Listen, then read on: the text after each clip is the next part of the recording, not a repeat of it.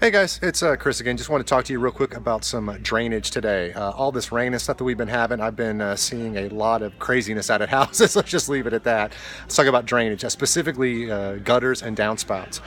Simple deal. If you don't, all the places in your house that are horizontal to the ground should have gutters. If they don't, then you might want to give us a call. We can give you some references on that. But even those that you do, we want to talk about some downspouts here. And I'm at Lowe's right now. I see some houses that have downspouts, but they don't have the elbow that curbs off. So we're taking all that water and we're just cramming it right down in one small space. Anytime you see pooling water or something like that around your house, just know that that water is actually going to take that house and it's going to upheave it. It's going to raise it up. Not the biggest deal in the world until I look at my forecast now and it's 80s and 90s up to 100. So, coming here in June and July, and all that height or upheaval that we've had is going to go right back down when it gets hot and dry. So at Lowe's right now, I'm looking at some downspout extensions right here.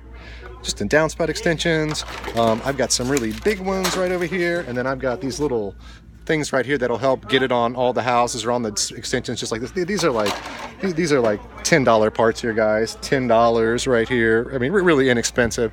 But what it'll do is going up and down like that with your house due to getting too wet and then getting too dry is eventually going to make your foundation fail if it hasn't already. So if you're out and around and you see some standing water around your house today, come see your guys at Lowe's and take a look at these downspout extensions. And especially if you have one that's just flat out missing and all the water is going straight down in one area, come see these guys. Get these small. You probably spend $20 or $30 here, and there's a good chance you could keep us away for another year or two.